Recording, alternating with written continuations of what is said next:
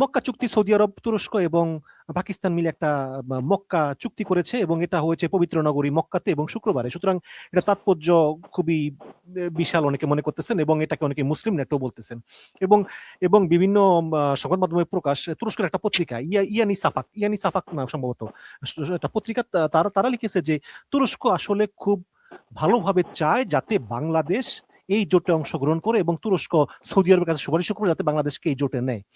এবং এটা পররাষ্ট্র প্রতিমন্ত্রী হুমায়ুন কবিরও বলেছেন তারা আসলে এটা বিবেচনা করতেছে, এবং ভারত বলতেছে তারা পর্যবেক্ষণে রাখতেছে। তো আপনার কাছে কি মনে হয় যে আসলে ভারত চায় যে বাংলাদেশ কোনো জোটে যাতে যোগ না দেয়, কোন সামরিক জোটে? এই কারণে আসলে মানে আপনার কাছে দুইটা প্রশ্ন, একটা হচ্ছে যে তারপরে অনুষ্ঠান আমরা শেষ করে ফেলবো, যে তারেক রহমানের কি আসলে উচিত কিনা এই মক্কা জোটে যোগ দেওয়া, আর দ্বিতীয় হচ্ছে যে ভারত কি এই কারণেই তড়িঘড়ি করে আসলে তারেক রহমানকে নিতে চায় কিনা, যে খবরদার তুমি কিন্তু এই জোটে যোগ দিও না, আমরা তোমার পাশে আছি, তোমার কোনো সমস্যা নেই।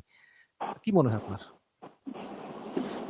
একবার নিজামুদ্দিন আউলিয়া উপরে ওই মুঘল সম্রাট অত্যন্ত ক্ষিপ্ত হলেন কোনো একটা কারণে। তো ক্ষিপ্ত হয়ে উনি বার্তা পাঠাইলেন যে আমি যুদ্ধে আসছি, যুদ্ধ শেষ করে আমি দিল্লি ফেরার পথে নিজামুদ্দিন আউলিয়াকে কতল করে তারপরে দিল্লিতে ঢুকবো। তো নিজামুদ্দিন আউলিয়ার মুরিদরা কিছুক্ষণ পর পর এসে বলছে, হুজুর কি করবেন, বাদশাহ তো রওনা দিচ্ছে। ঠিক আছে, তো এক সময় উনি ধ্যান ভেঙে জিজ্ঞেস করলেন বাদশাহ কোথায়, তো বলতেছে অমুক জায়গায়।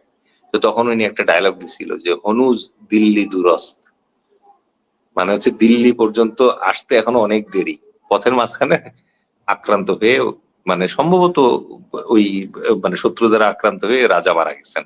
ওই নিজে মানে আউলিয়া যে চিশতি আউলিয়া যে আছে, তার তিনি কেশাগ্র স্পর্শ করতে পারেন।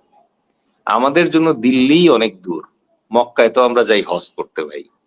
ঠিক আছে, বাস্তবতা বুঝতে হবে আমাদেরকে।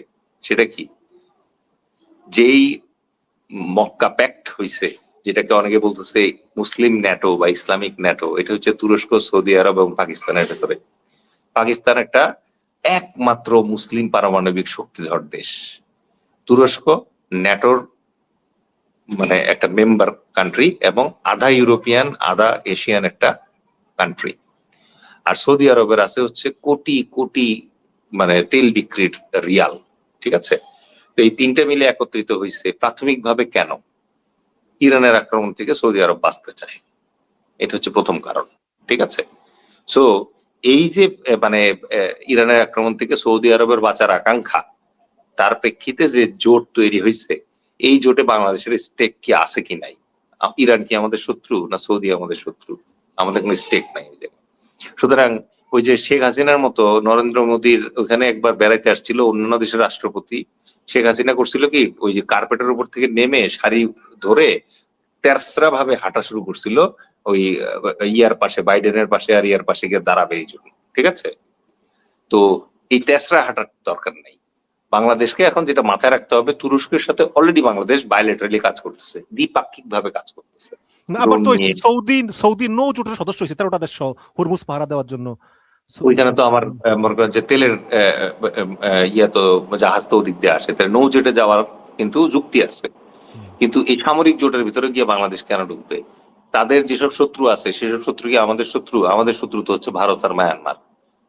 ভারত আর মায়ানমারের বিরুদ্ধে কি আপনার মনে হয় যে পাকিস্তান আমাদের যুদ্ধ করে সহায়তা করবে? পাকিস্তান তো 1971 সালে পুরো পাকিস্তানি ঠেকাইতে পারে নাই। আজকে যদি ইন্ডিয়ার সাথে আমার যুদ্ধ লাগে, ও আমার কি সরাসরি সৈন্য পাঠাবে? ও আমার জন্য পারমাণবিক বোমা ব্যবহার করবে কখনো? এগুলা কি স্বপ্ন দেখি আমরা?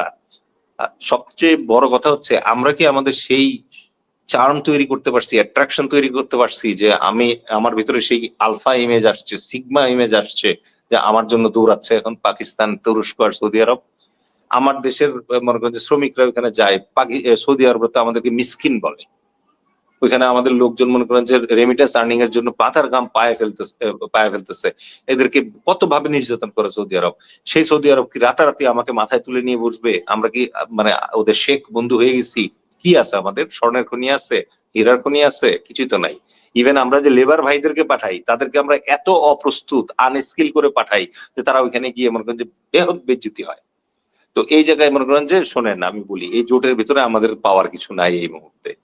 ঠিক আছে, সবসময় একটা জিনিস আপনার আমাদের সবার মনে রাখতে হবে, যখন আপনার কিছু আমাকে দেওয়ার থাকে তখন আমারও আপনাকে কিছু দেওয়ার থাকে।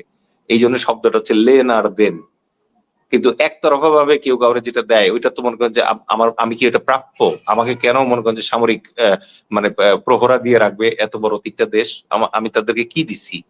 সো আমার দেওয়ার যে জিনিস আছে এগুলাকে রেডি করতে হবে। আমরা যেদিন বলতে পারবো যে সৌদি আরবে আমরা এখন থেকে এমন শ্রমিক পাঠাবো যে শ্রমিক মনে করেন যে বিদ্যুতের মতো কাজ করবে, যে শ্রমিকের জন্য আপনি মনে করেন যে 10,000 রিয়াল করে বেতন দিতে পারবেন আপনি, আমরা যেদিন পাঠাইতে পারবো সেদিন তারা আমাদেরকে মাথায় নিয়ে নাচবে।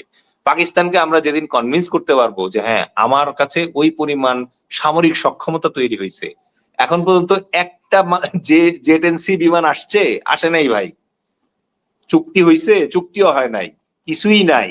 এই অবস্থায় মনে করেন যে ওই যদি মনে করেন যুদ্ধ লাগেও, পাকিস্তান যদি বাংলাদেশের একটা এসওএস কল দেয় যে ভাই আমার সাথে যুদ্ধ লাগছে, তোমার সাথে চুক্তি আছে, তুমি কিছু করো, আমি কি করবো? কিচ্ছু করার নাই। সুতরাং আমি যেহেতু কিছু করতে পারবো না, ও আমার মনে করেন যে কিছু এখন করবে না। সৌদি আরব তো টাকার মানে বান্ডেল নিয়ে বসে আছে, ও তো মনে করেন যে আমার কাছ থেকে তুরস্ক হচ্ছে মনে করেন যে এমন এমন প্রযুক্তি তৈরি করতেছে যেগুলো সে ইউরোপে বিক্রি করে, আফ্রিকাতেও বিক্রি করে, অন্যান্য দেশে বিক্রি করে। আমাদের সাথে তার চুক্তি কি? সে আমার কাছে মাল সামানে বিক্রি করতে চায়। বাংলাদেশ এখন কি নিয়ে স্ট্রাগল করতেছে? বাংলাদেশ তারে বলতেছে ভাই তুমি শুধু আমারে মাল বিক্রি করো না, তুমি আমাকে শুধুমাত্র ড্রোন দিও না, তুমি সাথে আমাকে প্রযুক্তি দাও। টেকনোলজি ট্রান্সফারে তাকে রাজি করানোর চেষ্টা করতেছে। এই জায়গাগুলোতে এসে এখন দরকার হচ্ছে আমাদের বিনিয়োগ। আমাদের চাইনিজ বিনিয়োগ দরকার, টার্কিশ বিনিয়োগ দরকার, সৌদি বিনিয়োগ দরকার।